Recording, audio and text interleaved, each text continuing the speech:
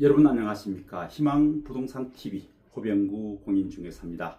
오늘은 부동산 다반사 5번째 시간인데요. 전세권 설정에 대해서 한번 살펴보겠습니다. 전세권 설정이라고 하면 세입자가 자기가 지급한 보증금에 대해서 어떤 안전장치라고 할 수가 있겠죠. 전세권자를 우리는 임차인이라고 하고 전세권 설정자를 임대인이라고 합니다.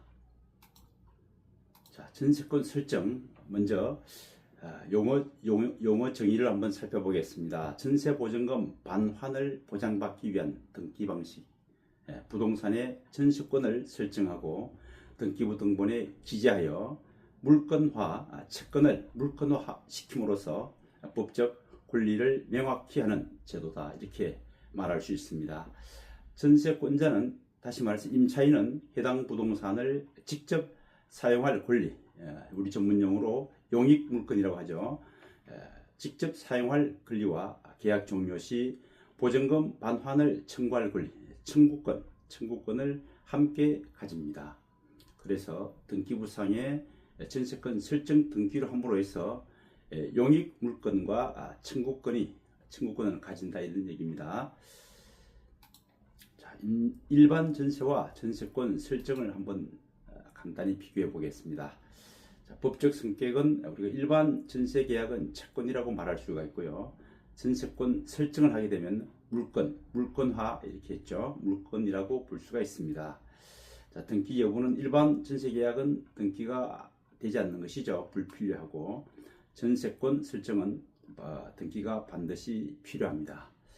대항력, 우리가 일반 전세 계약에서는 전입신고와 확정일자인 두 가지 조건을 갖출 경우에 대항력이 발생이 되고, 전세권 설정은 등기만으로 대항력이 생깁니다.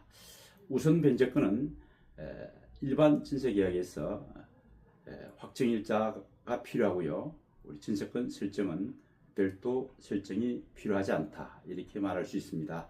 자, 사용권, 우리 일반 전세계약은 거주 목적이겠죠.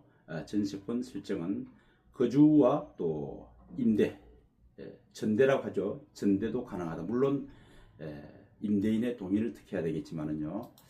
자, 전세권 설정 실무 포인트에서 한번 살펴봅니다. 자, 등기 절차는요, 전세권 설정 계약서를 작성합니다. 서식이 따로 있죠. 설정 계약서를 작성하고, 서류는 전세권 설정 계약서와 등기 신청서, 인감증명서, 신분증. 자, 여기서 우리가 전세권 설정을 하려면 임대인의 협조가 필요합니다.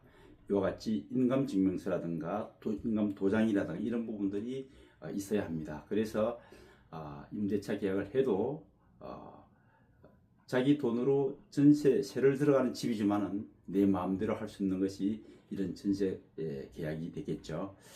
자, 보증금 보호 차원에서 소유자가 바뀌어도 등기된 전세권자는 보호된다.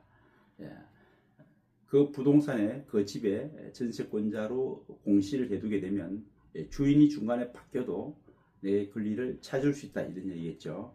자, 경매시 전세권자가 임차인이 우선 변제권 행사가 가능하다, 이렇게 볼 수 있습니다. 자, 주의사항은 우리가 전세권 설정 등기를 하려면 보험에 가입하면 보험료가 발생되듯이 등기 비용이 발생이 됩니다. 보통 임차인이 부담하는 것이 관례죠. 자, 일부 임대인은 설정을 꺼리는 경우가 있는데요. 이때는 합의가 필요합니다. 제가 겪었던 실제 사례인데요. 강남에 25억짜리 아파트 전세 계약을 하면서 이 아파트 주인은 본인 집에 무슨 설정 이런 것을 아주 싫어하고 그동안 본인이 한 40년 정도 가지고 있으면서 한 번도 설정이 되지 않은 이런 집입니다. 그래서 제3자가 자기 집에 무슨 건전한 설정을 한다든지 무슨 설정하는 것을 꺼려합니다. 아주 불쾌하게 생각하고 받아들이기 힘든 이런 조건이었습니다. 그 당시에 계약을 진행하면서 참 많이 힘들었는데요. 우리가 전세 계약을 할 때 이런 부분까지도 잘 짚어야 할 것 같습니다. 전세권 설정 어떤 경우에 할까요?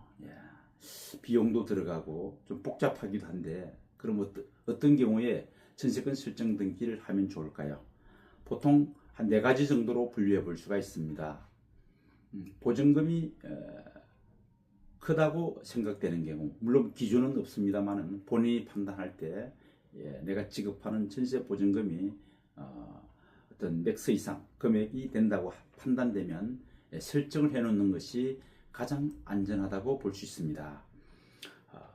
두 번째로는 소유자 변경 가능성이 있는 경우, 부동산 경기가 화랑이고 매매가 자주 일어나는 경우에는 오늘 임대차 계약을 체결했지만 내일 매매가 이루어져서 주인이 바뀌는 경우도 발생할 수가 있고요.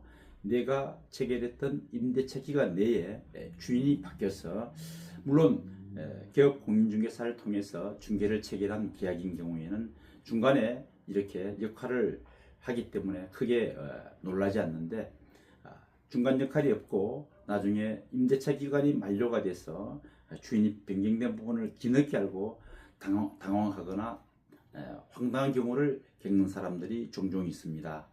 그래서 소유자가 변경이 가능성이 있다라고 판단된다든지, 또 임대차 계약을 체결하는데 이 집은 곧 매매할 겁니다, 매매가 지금 진행 중입니다, 이런 경우 전세권 설정 등기를 해놓는 것이 보다 더 안전하다고 볼 수가 있습니다. 자, 다음은 확실한 권리 보호가 필요한 경우에 고령 임대인, 예를 들어서 임대인이 지금 90 또는 100세 정도 이렇게 아주 고령화에 있다고 가정해 보면 임대차 기간 중에 어떤 상황이 벌어질지는 모릅니다. 그래서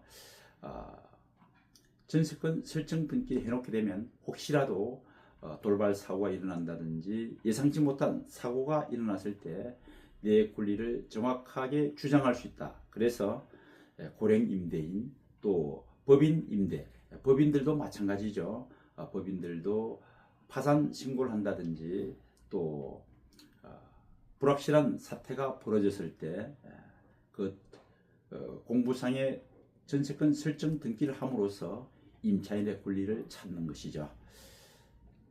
자, 네 번째는 전세권자로서 제3자에게 재임대, 재임대하는 거죠. 재임대하고 싶은 경우, 물론 부동산 임대차 계약서 특약상에 이렇게 임대인의 동의가 필요합니다. 만약에 지금 계약을 이런 조건으로 하지만 제가 해외 출장을 간다든지, 또 내부적으로 문제가 발생이 되었을 때 제가 동일한 조건으로 재임대해 놓을 수 있는 조건을 임대인으로부터 동의를 받으면 전대를 할 수가 있다는 것이죠.